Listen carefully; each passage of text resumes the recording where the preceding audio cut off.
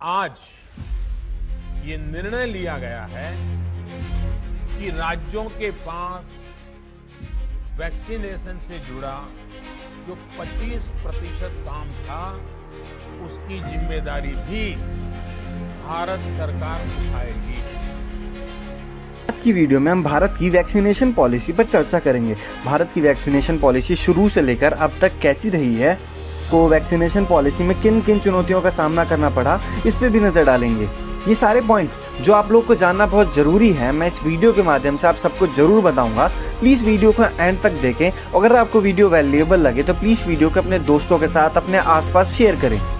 2021 के शुरुआत में ही भारत सरकार द्वारा कोविशील्ड और कोवैक्सीन के सीमित उपयोग की स्वीकृति दे दी गई है। वर्तमान में अलग अलग निर्माताओं द्वारा कई अन्य वैक्सीन पर कार्य किया जा रहा है, जिसका संभव है कि इस वर्ष बाजार में उपलब्ध हो सकती है। आइए पहले तो हम ये जान लेते हैं कि वैक्सीनेशन में भारत के सामने कौन कौन सी चुनौतियां थी। एलोकेशन। अधिकांश देशों में सबसे पहले हेल्थ वर्कर्स का टीकाकरण किया गया, क्योंकि कोविड-19 से संक्रमित लोगों के इलाज और शेष आबादी के टीकाकरण में उनकी भूमिका महत्वपूर्ण थी। इसके बाद टीकाकरण के लिए बुजुर्गों को प्राथमिकता दी, जिनके मामलों में संक्रमण दर और मृत्यु दर अधिक था। फिर बात करते हैं डिस्पर्सल की। वैक्सीनेशन के कंपनियों से गोदाम तक ले जाना अपेक्षाकृत आसान होगा, परंतु कोल्ड चेन स्टोरेज सुविधा से जुड़ी चुनौतियों को देखते हुए इसे गोदाम से वितरकों तथा अंतिम उपभोक्ता तक ले जाना चुनौतीपूर्ण था। फंडिंग की बात करें तो यूएसए, यूके और यूरोप में वैक्सीन को पूरी तरह से फ्री तथा सरकारी खर्च पर प्रदान किए जाने की संभावना थी। हालांकि देश की राजकोषीय स्थिति को देखते हुए भारत सरकार को एक बड़ी दुविधा का सामना करना पड़ा था। ह्यूमन रिसोर्स की बात करें तो 135 करोड़ आबादी वाली देश में टीकाकरण का प्रबंधन बहुत ही कठिन था।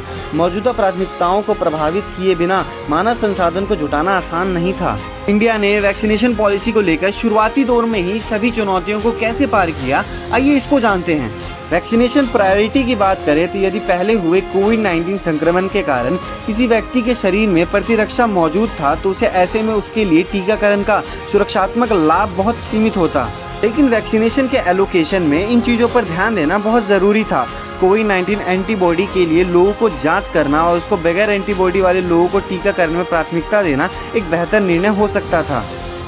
वहीं इंडिया ने वैक्सीन सप्लाई चेन को मजबूत किया। इलेक्ट्रॉनिक वैक्सीन इंटेलिजेंस नेटवर्क प्रणाली को बढ़ावा देकर देश के सभी कोल्ड चेन पॉइंट पर वैक्सीन स्टॉक और स्टोरेज टेम्परेचर से संबंधित सभी प्रकार की जानकारियों को समय से प्राप्त करने के लिए क्षमता विकसित करी।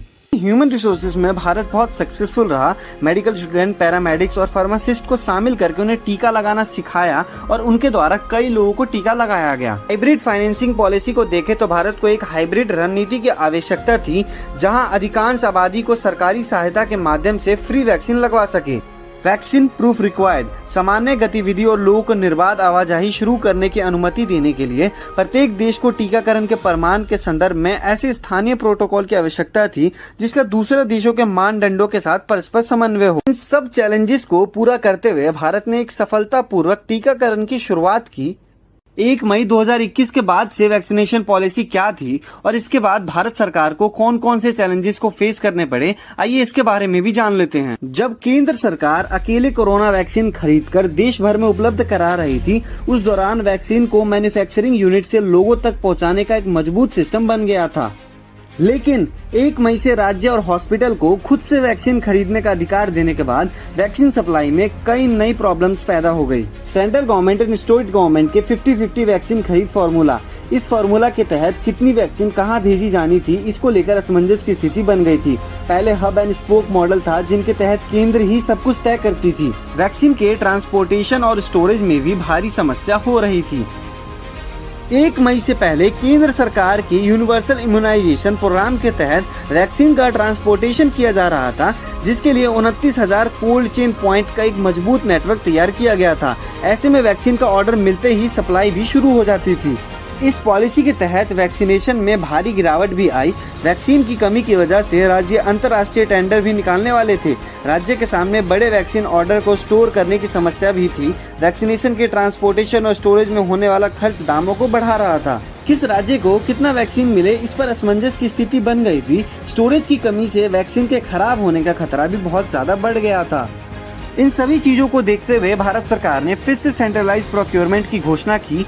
दिशा निर्देश में कहा गया कि जनसंख्या, बीमारी के बोझ और टीकाकरण की प्रगति के आधार पर राज्य और यूटी को वैक्सीन की खुराक को एलोकेट किया जाएगा। आज के दौर में वैक्सीनेशन पॉलिसी को लेकर क्या गाइडलाइंस है, आइए अब इस पे नजर डालते हैं। भारत सरकार देश में निर्माताओं से 75% वैक्सीन खरीद करेगी। राज्य और यूटी को टीके मुफ्त में दिए जाएंगे। केंद्र ने 21 जून से राज्य को 18 वर्ष से अधिक आयु के सभी लोगों को टीकाकरण के लिए मुफ्त वैक्सीन प्रदान करने की घोषणा की। केंद्र सरकार द्वारा राज्य को दी जाने वाली फ्री ऑफ कॉस्ट वैक्सीन प्राथमिकता के आधार पर लगाए जाने का फॉर्मूला बनाया गया। भारत सरकार ने कहा कि राज्य और यूटी को एडवांस में ही वैक्सीन सप्लाई की जानकारी देगी ताकि इसे विजिबल और सुविधाजनक बनाया जा सके। प्राइवेट हॉस्पिटल के लिए वैक्सीन डोज की कीमत तय कर दी गई। प्राइवेट हॉस्पिटल सिर्फ 150 ही सर्विस चार्ज ले सकता है। सभी नागरिक अपनी आय की स्थिति के बावजूद मुफ्त वैक्सीन के हकदार हैं। नई वैक्सीनेशन पॉलिसी की शुरुआत होने के बाद पहले दिन ही रिकॉर्ड एक दिन में लगभग 85 लाख लोगों को वैक्सीनेट किया गया। भारत का कोविड-19 वैक्सीन अभियान एक महत्वपूर्ण मिशन है। यह सिर्फ इसलिए नहीं कि भारत वर्ल्ड का सबसे बड़ा वैक्सीन निर्माता है, बल्कि इसलिए भी कि भारत इतना बड़ा आबादी वाला देश है। क्योंकि भारत का मानना है कि वैक्सीनेशन ही पूर्ण रूपी कोरोना से जीत दिला सकती है, इसलिए भारत सरकार की इस नई वैक्सीन पॉलिसी के वैक्सीनेशन में सहयोग करें और जितना ज्यादा से ज्यादा हो सके वैक्सीनेशन के लिए लोगों को अवेयर करें। अगर आपको वीडियो पसंद आई तो प्लीज वीडियो पर like, comment, share and subscribe जरूर करें और बेल आइकन को जरूर प्रेस करें। और अगर आपके पास आने वाली वीडियो के टॉपिक्स के लिए कोई भी सजेशन है तो प्लीज वीडियो के कमेंट सेक्शन में जरूर बताएं। जय हिंद, जय भारत।